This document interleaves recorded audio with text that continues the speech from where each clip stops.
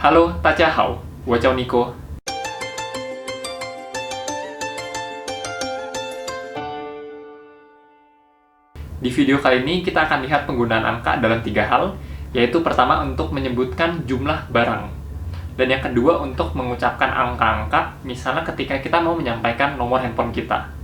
Dan yang ketiga adalah yang paling menarik, yaitu untuk mengucapkan tentang harga. Langsung aja kita mulai. Pertama untuk mengucapkan tentang jumlah. Dalam bahasa Indonesia kita bilang 1 butir telur. Nah, dalam bahasa Mandarin urutannya juga sama, yaitu pertama adalah jumlahnya berapa, 1, lalu satuannya, butir, lalu barangnya, telur. Jumlah, satuan, dan bendanya. Misalnya kita lihat contohnya, sebuah meja. 1 yaitu i, meja adalah 桌子. Dan untuk meja, kata satuan yang digunakan adalah 张. Jadinya sebuah meja 一张桌子. Kita ulang sama-sama, 一张桌子. Berikutnya kita lihat 3 buah laptop. 3 adalah 3. Laptop adalah 电脑. Dan untuk laptop, kata satuan yang digunakan adalah 台, 3台电脑. Kita ulang sama-sama, 3台电脑. Berikutnya kita lihat 5 buah garis. 5 adalah 5, garis adalah 线. Dan untuk garis, kata satuan yang digunakan adalah 条, 5条线. Kita ulang sama-sama, 5条线. Nah, untuk kalian yang masih bingung tentang angka, bisa cek di video sebelumnya ketika gue ngejelasin tentang angka. Di situ dijelasin angka dari 1 sampai dengan miliaran. Nah, kita lanjut 8 pasang sepatu. 8 adalah pa, sepatu xie, dan pasang adalah shuang. Pa shuang xie. Kita ulang sama-sama, pa shuang xie. Nah, dalam bahasa Mandarin, kata satuan itu ada banyak banget. Di video kali ini gue akan jelasin 6 kata satuan yang sering banget kita pakai dalam sehari-hari. Misalnya pertama kita lihat shuang. Shuang digunakan untuk barang yang sifatnya sepasang-sepasang. Oke, misalnya kita bilang sumpit, ya, karena sumpit kan sepasang. Oke, kuaizi, yi shuang kuaizi, sebuah sumpit. Nah, barang lainnya yang sifatnya juga sepasang, yaitu kaos kaki misalnya. Ya, wazi. Kita bilang, yi shuang wazi. Untuk kata satuan yang berikutnya, zhang. Tadi kita bilang, yi zhang zhuozi, sebuah meja. Zhang digunakan untuk barang-barang yang bisa kita bentangkan. Bisa kita geletakin di lantai dan kita bentangkan dengan luas. Misalnya, kertas, zhi. Yi zhang zhi. Ya. Berikutnya kita juga bisa bilang ranjang. Yi zhang chuang. Kenapa ranjang? Karena zaman dahulu ranjang itu bukan spring bed, tapi matras yang bisa kita geletakin dan kita bentangkan di atas lantai. Kita ulang sama-sama. Yi zhang zhi. Atau yi zhang chuang. Nah, berikutnya kita lihat tiao. Tiao digunakan untuk barang-barang yang kecil dan panjang. Misalnya tadi kita bilang garis. Oke, contoh berikutnya kita juga bisa bilang jalan. Lu, yi tiao lu. Kita ulang sama-sama, yi tiao lu. Atau kita bilang ikat pinggang, yao tai. Yi tiao yao tai. Nah, udah kebayang ya, tiao itu digunakan untuk barang-barang seperti apa? Ikat pinggang, jalan, garis. Jadi barang yang kecil dan panjang. Oke? Berikutnya kita lihat lagi yang terakhir, tai. Tai digunakan untuk banyak barang elektronik dan juga alat-alat berat. Misalnya tadi kita bilang tiannao, komputer. Kita pakai kata tai. Selain itu kita juga bisa pakai kata TV, tianshi. Ya, kita bilang yi tai tianshi. Atau kita bilang alat traktor, tuolaji. Jadinya yi tai tuolaji.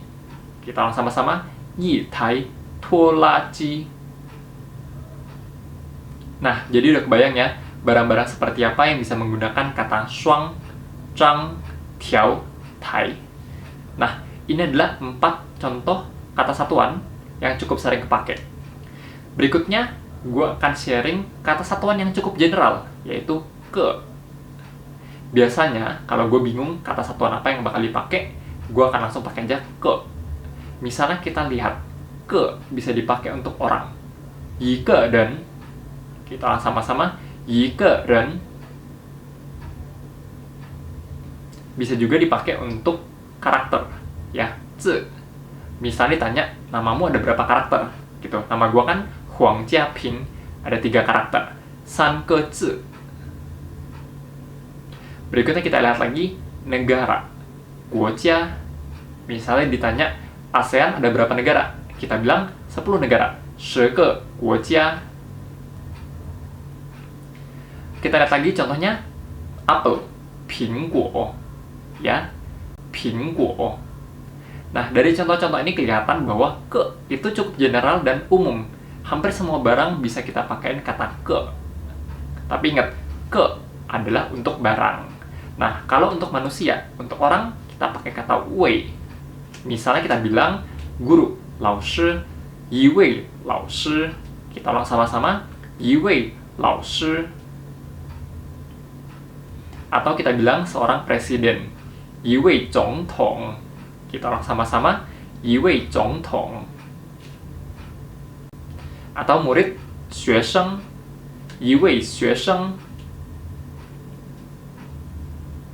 Atau orang tua, 老人, 一位老人.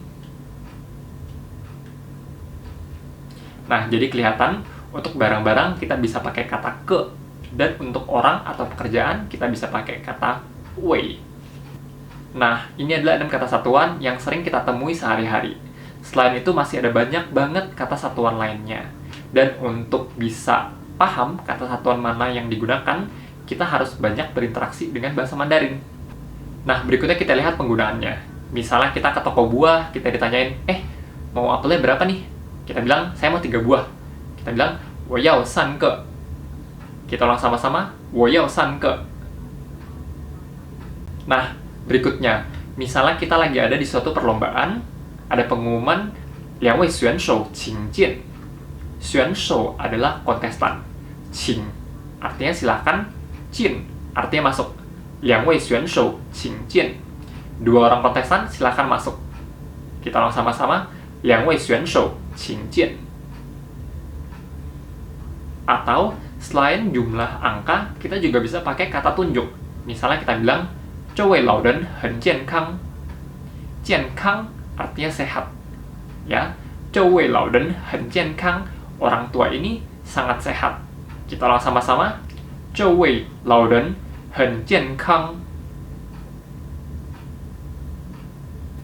Berikutnya gantian kalau kita mau nanyain orang tentang jumlah. Misalnya tadi kita bilang, 我要3个. Nah, di sini san kita ganti dengan kata berapa. 几, 你要几个. Kamu mau berapa buah? Kita baca sama-sama, 你要几个. Nah, 几 artinya berapa. Tapi 几 akan digunakan ketika kita menanyakan seseorang dan kita berekspektasi bahwa jawabannya itu di bawah 10. Kalau kita berekspektasi jawabannya di atas 10, kita ganti kata 几 dengan 多少. Jadinya, 你要多少个. Kita ulang sama-sama, 你要多少个. Artinya sama, yaitu kamu mau berapa buah. Bagian kedua, yaitu untuk menyebutkan nomor. Misalnya kita ditanya teman kita, nomor handphonemu berapa? Nah, kita jawabnya adalah, langsung kita sebutin angkanya satu per satu. Misalnya kita baca adalah 0814 0945 2777. Seperti itu. Nah, dalam bahasa Indonesia kan kita suka bilang duanya 3 kali. Tapi dalam bahasa Mandarin, biasanya kita akan sebutin langsung angkanya satu per satu. 2777. Seperti itu. Di sini ada sedikit trik. Misalnya kalian pergi ke China bagian utara. Orang-orang dari China bagian utara suka mengganti angka 1 i dengan kata yao. Oke? Jadi dibilangnya 0814. bukannya 081. Tapi ingat, kata yao cuma dipakai ketika menyebutkan nomor telepon, kode pos, atau nomor keanggotaan member. Kalau untuk menyebutkan jumlah atau harga, kita tetap akan pakai kata i. Bagian terakhir yaitu ngomongin tentang harga. Nah, ini adalah bagian yang paling disuka. Misalnya kita pergi ke satu toko dan kita mau beli barang, kita tanya, 这个多少钱? 这个 artinya ini, 多少钱 berapa duit? Ini harganya berapa? 这个多少钱? Kita ulang sama-sama, 这个多少钱? Nah, selain itu kita juga bisa tanya dengan kita bilang 价格是多少? Harganya berapa? Kita ulang sama-sama, 价格是多少? Nah, nanti penjualnya akan jawab kita 120.000 rupiah. Oke, 120.000 adalah 12 wan. Rupiah adalah ini tuan. Ini adalah Indonesia. Tuan adalah rupiah. Kita ulang sama-sama, 12 wan. Ini tuan. Nah, misalnya kita lagi ada di Indonesia dan kita malas nyebutin Indonesianya. Toh kita juga di Indonesia. Kita bisa langsung bilang 12 wan tuan. Kita ulang sama-sama, 12 wan tuan. Nah, kita ganti mata uangnya. Misalnya kita bilang 120 US dollar. Kita bilang 120 美元. 美元 adalah US dollar. Oke, kita ulang sama-sama, 120美元. Nah, pengucapan seperti ini kita pakai di buku. Kalau untuk ngobrol sehari-hari, kita akan bilang 120块美金. 美金 artinya dolar, 块 merujuk ke uang. Oke, kita ulang sama-sama, 120块美金. Oke, jadi bisa bedain ya penulisan di buku dan yang kita pakai dalam bahasa sehari-hari. Nah, berikutnya, kita tahu nih, mata uang China kan RMB, misalnya 200 RMB. Cara bacanya adalah 200 yuan renminbi. Jadi RMB adalah singkatan dari renminbi. Oke, kita ulang sama-sama, 200 yuan renminbi. Nah, ingat, ini adalah untuk penulisan di buku. Kalau untuk ngobrol sehari-hari, kita bilang 200 kuai renminbi. Oke? Nah, tadi itu kita udah lihat penggunaan angka dalam 3 hal. Pertama yaitu untuk menyebutkan tentang jumlah. Yang kedua untuk mengucapkan nomor handphone kita. Dan yang ketiga adalah tentang harga. Kalau kalian merasa videonya bermanfaat, silahkan klik tombol like. Kalau ada pertanyaan, silahkan tinggalkan komen di bawah. Dan jangan lupa untuk subscribe sebagai bentuk dukungan kalian terhadap channel ini. Supaya kalian juga nggak ketinggalan dengan video-video lainnya yang terbaru. Kalian juga bisa share ke teman kalian supaya makin banyak orang yang terbantu dengan video ini. 谢谢大家，再见。